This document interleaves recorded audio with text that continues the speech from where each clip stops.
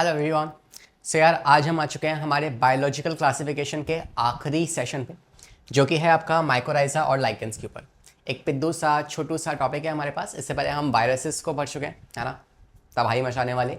उससे पहले हम मोनेरा, प्रोटिस्टा, फंगस ये सब कंप्लीट कर चुके हैं। तो एक लास्ट टॉपिक, छोटे छोटे से दो सब टॉपिक्स हैं, माइकोराइजा और लाइकन। इन्हें हम कंप्लीट करेंगे हमारी आज की इस मुलाकात में, और इसके बाद हमारा चैप्टर जो है ये रैप अप हो जाएगा।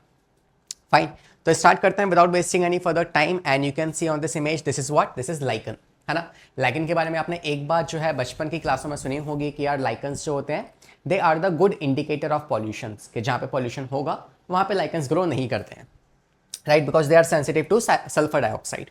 वेल, हम उसकी बात भी करेंगे, मगर एज ऑफ नाउ स्टार्ट करते हैं हमारे इस टॉपिक के साथ जो कि है माइकोराइजा। फर्स्ट हम बात करेंगे माइकोराइजा के बारे में, फिर हम बात करेंगे किसके बारे में, लाइकन्स के बारे में। तो फर्स्ट ऑफ ऑल सबसे पहला सवाल मन में ये आता है कि सर माइकोराइजा होता क्या है, तो उसकी बात करते हैं। तो माइकोराइजा की बात करें तो क्या चीज़ है, क्या बला है ये, तो it is nothing but the association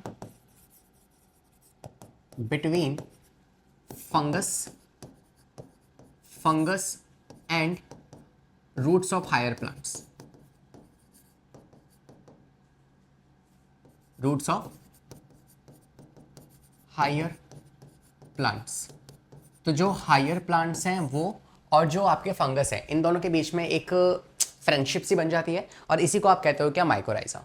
ठीक है, अब इसमें किसको क्या बेनिफिट हो रहा है, तो यार मैं आपको बता दूं कि जो आपके पास फंगस होता है ना, वो फंगस को भाई बैठे बैठाए क्या मिल रहा है, इसको बैठे बैठाए एक तरीके से शेल्टर मिल जा रहा है रहने के लिए, कि भाई रूट है, एंकरिंग जगह है, सेफ जगह है, वहां जाके रह लेते हैं। तो इसको तो मिल रहा है शेल्टर।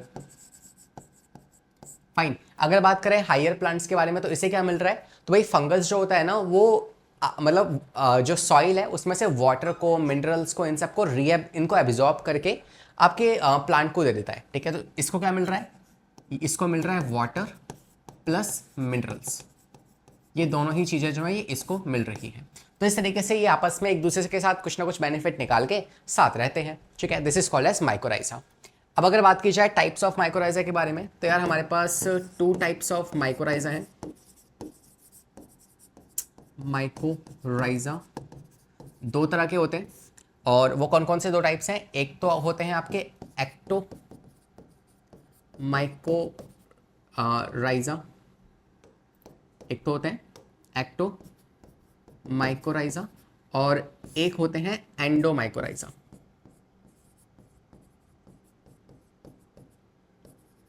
ठीक है, एक होता है एक्टो, एक होता है एंडो। तो दो तरह की जो है ना हमारे पास क्या है, माइकोराइजा प्रेजेंट है। अब अगर बात की जाए कि ये कैसे, कहाँ और कब लगे होते हैं, तो इस केस में देखो, जैसे मान लो ये कोई रूट है, ठीक है, ये एक रूट है किसी प्लांट की, ये सॉइल हो गया, ठीक है, रूट के नीचे वाला पार्ट है। तो इस रूट पे ना पूरी तरीके से ना चिपट जाएगा। जैसे होता है तुम्हारे दोस्त होता है, तुम्हारे चिपट जाते हैं, है ना, बर्थडे पे पार्टी दे पार्टी दे पार्टी दे पार्टी दे, नहीं दे रहे भाई, नहीं है पैसा, कहाँ से दे पार्टी, किडनी बेच दे, है ना।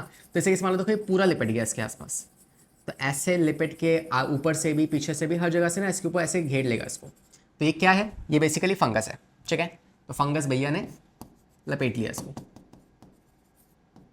और अंदर कौन है, रूट है। ठीक है, अब क्या होगा, इस स्ट्रक्चर को आप क्या कह सकते हो, दिख रहा है ना मेंटल टाइप में, कि इतना कौन शेप होता है, तो ये इसको आप मेंटल कह दोगे। ठीक है, ये हो गया मेंटल। तो मेंटल जो है क्या है, आपके पास फंगल्स का पूरा गुच्छा जब वो एक रूट के ऊपर लग जाएगा उसे आप मेंटल कह दोगे। And this is what how it look likes. ठीक है, अब यहाँ से क्या करेगा, ये यहाँ से वाटर को रीअब्सॉर्ब करेगा और अंदर प्रोवाइड करेगा रूट्स की सेल के अंदर। ठीक है, साथ में मिनरल्स को भी एब्जॉर्ब करेगा। तो ये सारे काम जो है इस तरीके से इसको मिलते रहेंगे। अब बात करते हैं टाइप्स के बारे में। तो पहला जो है एक्टो, और दूसरा कौन सा है, एंडो। तो दो बातें। तो बात करते हैं पहले एक्टो के बारे में कि इसमें क्या होगा, और फिर हम बात करेंगे एंडो के बारे में। तो यहीं पे एक लकीर खींच लेते हैं, और यहाँ मैं आपको बता दूंगा एक्टो, यहाँ बता दूंगा एंडो। सबसे पहले बात करते हैं एक्टो माइकोराइजा। ठीक है, इसमें क्या होगा, इसमें आप देखोगे कि अगर सेम ये रूट है, इस रूट पे क्या हुआ, आसपास कौन लग गया, इस तरीके से ये लग गया फंगस। ठीक है,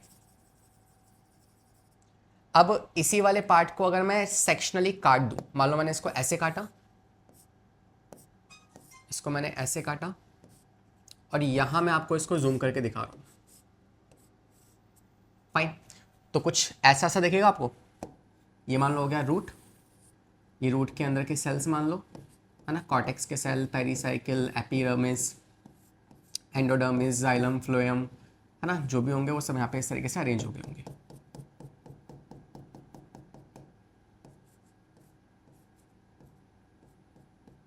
इस तरीके से। और इसके बाहर कौन लग चुका है, यहाँ लग गया हमारा फंगस। ठीक है भाई, तो इसका टॉप सेक्शन हम देख रहे हैं तो हमें कुछ इस तरीके से यहाँ पे दिखने वाला है। ओके, अब इसी को मैं क्या कर रहा हूँ, मैं इसको ऐसे दिखा दे रहा हूँ कि मान लो ये आपका ये वाला सेक्शन जो है ना, इतना वाला पार्ट मैं यहाँ पे जूम इन करके यहाँ दिखा रहा हूँ आपको। तो मान लो ये एपिडर्मिस जो है या कॉर्टेक्स जो है ये उसकी सेल्स हो गई, और इसके बाहर कौन लगा हुआ है, ये लगा हुआ है माइकोराइजा, सॉरी फंगस। और इसने क्या किया, इसने वाटर को यहाँ से एब्जॉर्ब किया बाहर से, वाटर प्लस मिनरल्स को। अब इसे सर एक्टो क्या कहते हैं, कारण क्या है इसे एक्टो कहने का, कारण ये है कि यार यहाँ पे आप देखोगे कि जो वाटर को इसने रीएब्जॉर्ब किया है ना, वो सेल्स के अंदर नहीं भेजेगा, है ना, वो जाइलम के अंदर डालेगा, लेकिन सेल्स के जो बीच का गैप होगा ना, उसके बीच बीच में से। फॉर एग्जाम्पल यहाँ पे जो कॉर्टेक्स की सेल अरेंज हो रखी होंगी ना अंदर, इस मान लो यहाँ पे मैं कुछ अरेंजमेंट दिखाता हूँ आपको। ये मान लो कॉर्टेक्स की सेल है, ये एपिडर्मिस थी, यहाँ पे मान लो कॉर्टेक्स की सेल है।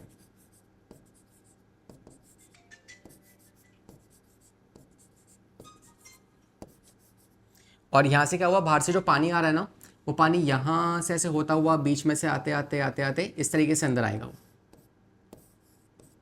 तो आप देख पा रहे हो वो सेल के ना अंदर नहीं जा रहा है एग्जैक्टली में, वो सेल के बीच का जो गैप है उसके बीच में से पार होता होता तब इस तरीके से वो अंदर जो है आ रहा है।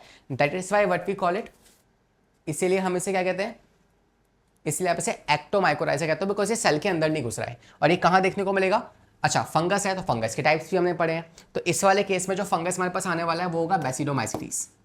कौन सा फंगस जो है इस टाइम पे लगा होगा जब एक्टोमाइकोराइजा वाला सिचुएशन आपको दिखेगी, तो ये जो फंगस होगा ना, वो फंगस कौन सा होने वाला है, फंगस होगा बेसिडोमाइसिटीज, बेसिडोमाइसिटीज।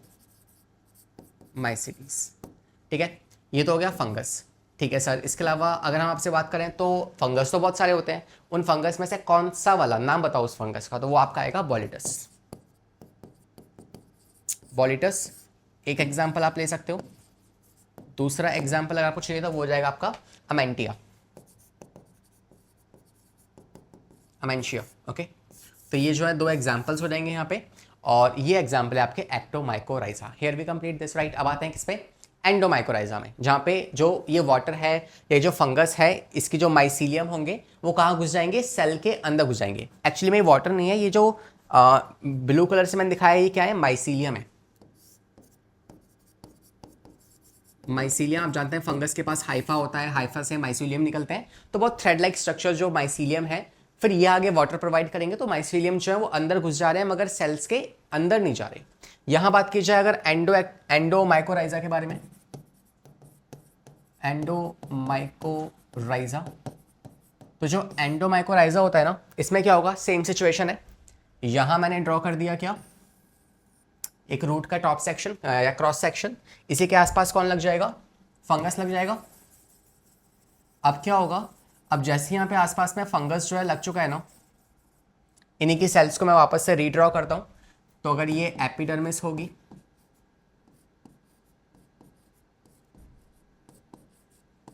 ये होगी एपिडर्मिस, फिर अंदर क्या आएंगे, कॉर्टेक्स के सेल्स आ जाएंगे।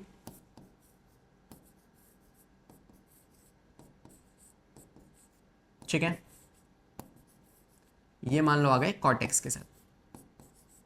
इस बार क्या होगा, जैसे कि हमने इसको नाम दिया है कौन सा, एंडोमाइकोराइजा, तो जो फंगस के बेसिकली बाहर जो फंगस लगा हुआ है, उस फंगस के जो माइसीलियम है ना वो अंदर आएंगे यहाँ से, और वो इस बार सेल्स के अंदर घुसेंगे ऐसे, वो सेल्स के अंदर एंट्री ले लेंगे यहाँ पे। अगर आपको थोड़ा सा और बेटर समझाना चाहूँ तो मान लो ये मैंने एक सेल यहाँ पे ड्रॉ कर दी, कौन सी, कॉर्टेक्स की। ये एक कॉर्टेक्स की सेल है, इस कॉर्टेक्स की सेल में अंदर क्या होगा, प्रोटोप्लाज्म होगा, और बाहर से कौन आ रहा है, माइसीलियम। मान लो यहाँ पे फंगस था, तो ये फंगस का एक माइसीलियम अंदर घुस गया, और इसने अपने इस तरीके से या हाइफा अंदर घुस गया और उसने अपने माइसीलियम को फैला दिया। लेकिन याद रखना कि ऐसा समझ लो कि मान लो आपने ग्लव्स पहन लिया है ना, उस ग्लव्स को पहन के आप पानी के अंदर हाथ डाल रहे हो, तो क्या पानी आपके फिंगर्स जो स्किन है उसके साथ क्या कांटेक्ट में है? नहीं, पानी जो है वो ग्लव्स के साथ कांटेक्ट में है और आपकी फिंगर्स या स्किन जो है वो ग्लव्स के साथ कांटेक्ट में है। ऐसे यहाँ पे होगा कि जब ये माइसीलियम जो है वो अंदर घुसा तो जो सेल का साइटोप्लाज्म होगा, आपको लग रहा होगा कि यार साइटोप्लाज्म जो है वो इस माइसीलियम के साथ टच में आ जाएगा। नहीं, यहाँ पे क्या होगा, कुछ सिचुएशन देखो डिफरेंट कुछ होने वाला है। यहाँ पे जो अंदर की जो प्लाज्मा मेम्ब्रेन होगी ना, वो इस तरीके से फोल्ड होके ना वो इसे कवर कर रही होगी। तो एनीवेज जो है वो माइसीलियम सेल के अंदर घुस तो गया है, लेकिन वो साइटोप्लाज्म या मेटाबॉलिज्म को इंटरप्ट नहीं कर रहा बिल्कुल। ठीक है, तो इस तरीके से सीन यहाँ पे हो रहा है कि मान लो ये जो रेड कलर है माइसीलियम, ये आपकी फिंगर्स हैं, जो अंदर होगा वो साइटोप्लाज्म मतलब वाटर मान लो, और ये जो लेयर सी बनी पड़ी है ना प्लाज्मा मेम्ब्रेन, ये मान लो ग्लव्स जो आपने पहन रखे हैं। तो जब आपने हाथ को डाला पानी में तो आपका हाथ पानी के साथ डायरेक्टली कॉन्टैक्ट में नहीं है, बीच में क्या है, ग्लव्स की लेयर। ऐसे यहाँ पे प्लाज्मा मेम्ब्रेन बीच में आ गई है। फाइन, तो इस तरीके से मेटाबॉलिज्म भी अफेक्ट नहीं हो रहा है। तो in that case this is the example hair. और अगर बात की जाए किसकी, बात की जाए यहाँ पे ये किस में देखने को मिलता है, तो यार जाइगोमाइसिटीज जो फंगस होता है ना, वो जनरली इस तरीके का एंडोमाइकोराइजल एसोसिएशन शो करता है। कौन? एग्जाम्पल यहाँ पे आ जाएगा जाइगोमाइसिटीज, और उसमें कौन? ग्लोमस। एग्जाम्पल आएगा ग्लोमस, तो ग्लोमस जो है एग्जाम्पल आ जाएगा यहाँ पे, और this is the example of endomycorrhiza. And here we complete this mycorrhiza. Hopefully आपको ये समझ में आ चुका होगा। अब बात करते हैं सेकंड जो हमारे पास ग्रुप जो एसोसिएशन है हमारे पास, वो है लाइकेंस। ठीक है, अब अगेन जैसे हमने वायरस, वायरॉइड्स, प्रायोन्स, इनको भी किसी किंगडम के क्लासिफिकेशन में नहीं डाला ना, ऐसी माइकोराइजा एक एसोसिएशन है। ये दो लाइकेंस स्पेशली, ये दो ऑर्गेनिजम्स का मिलाव है। तो एनीवेज इसको आप ऐसे भी नहीं डाल सकते, क्योंकि क्लासिफिकेशन में हम किसी एक ऑर्गेनिज्म को डालते हैं ना, यहाँ तो एक ऑर्गेनिज्म है ही नहीं, ये तो दो ऑर्गेनिजम्स का मिक्सचर है ना। तो बात करते हैं क्या होता है लाइकन। लाइकन दो चीजों का मिक्सचर है, एसोसिएशन है। एसोसिएशन है किसका? दो चीजों का, एक होगा माइकोबायोन्ट, एक होगा फाइकोबायोन्ट। माइकोबायोन्ट, एक होगा फाइकोबायोन्ट। ठीक है, एक होगा माइकोबायोन्ट, एक होगा फाइकोबायोन्ट। माइकोबायोन्ट क्या होता है? फंगस, है ना, mycology study of fungus, and phytology is the study of plants. तो यहाँ पे या एल्गी, तो यहाँ पे आएगा एल्गी। तो एल्गी और फंगस के बीच का जब एसोसिएशन बनता है ना, उसे आप कहते हो क्या? लाइकेंस कहते हो। और अगर बात की जाए इन लाइकेंस के बारे में, तो ये लाइकेंस क्या है? तो पहली बात तो यहाँ पे एल्गी जो होगा वो क्या करेगा? एल्गी जो है इस वाले केस में, और फंगस जो है, तो फंगस तो भाई प्रोवाइड करने वाला है वाटर प्लस मिनरल्स, सेम। वहीं बात की जाए एल्गी की, तो एल्गी क्या करेगा? आपको पता है फोटोसिंथेटिक है, फोटोसिंथेसिस परफॉर्म कर सकता है ना। तो it is green, it is photosynthetic, और ये फोटोसिंथेसिस परफॉर्म करके खाना बनाएगा, और खाना अब इसे मिल चुका है। लेकिन क्या ये अकेले खाना बना सकता था? नहीं, इसे चाहिए था पानी, लेकिन सनलाइट। तो सनलाइट तो इसको मिल गई, CO2 मिल गया इसको एटमॉस्फेयर से, लेकिन पानी कहाँ से लाएगा? क्योंकि एल्गी जो है वो थैलस बॉडी है, उसके पास कोई भी रूट नहीं होती है, उसके पास कोई ट्रू लीफ नहीं होती है। तो इन दैट केस वो पानी कहाँ से लाएगा? तो इन दैट केस यहाँ पे उसको मदद चाहिए किसकी? फंगस की। ठीक है, तो फॉर एग्जाम्पल यहाँ पे कोई एक मान लो एक एल्गी ड्रॉ कर लेते हैं, और एल्गी के आसपास मैंने यहाँ पे लगा दिया बड़ा बड़ा सा फंगस। अभी जो फंगस है ना, ये यहाँ पे काम कर रहा है रूट की तरह, जो बाहर से पानी खींच के वाटर प्लस मिनरल्स इनको खींच के लेके आएगा और इस एल्गी को प्रोवाइड कराएगा, ताकि अब एल्गी को पानी भी मिल चुका है, CO2 भी मिल चुकी है, सनलाइट भी है। तो इन दैट केस यहाँ पे ये फोटोसिंथेसिस करके अपना खाना बना लेगा, और उसमें से कुछ प्रतिशत खाना जो है वो यहाँ पे फंगस को भी मिल जाएगा, बिकॉज फंगस क्या है? सैप्रोफिटिक है, खाना खुद नहीं बना सकता, तो इसे खाना मिल जाएगा। तो इस तरीके से दोनों की फ्रेंडशिप जो है यहाँ पे हो चुकी है। ठीक है, तो यहाँ पे क्या है, ये आप जानते हैं सैप्रोफिटिक होता है, ये सैप्रोफिटिक है, और ये कैसा है? ये ऑटोट्रॉफिक है। So this is saprophytic and this is autotrophic. Fine. तो ये हो गया आपके पास एसोसिएशन लाइकन्स का। इसमें से ज़्यादातर कौन होता है आपको यहाँ ध्यान रखना है, फंगस अगेन 80% होगा और 20% क्या होगा आपका लाइकन्स होंगे। तो 80% जो है इस एसोसिएशन में फंगस का रोल है या फंगस दिखेगा आपको, और सिर्फ 20% आपको एल्गी यहाँ पे दिखने वाली है। फाइन, आगे आते हैं। अगर बात करें कुछ टाइप्स ऑफ लाइकन्स के बारे में, तो हमारे पास लाइकन्स के टाइप्स भी होते हैं। तो यहाँ पे अगर टाइप्स की बात की जाए तो वो टाइप्स कौन कौन सा होगा। पहला जो टाइप होता है उसे आप कहते हो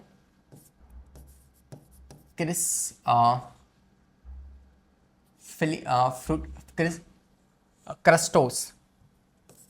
पहला जो होता है उसे आप कहते हो क्रस्टोस, ठीक है। दूसरा जो होता है वो है फिलियोस,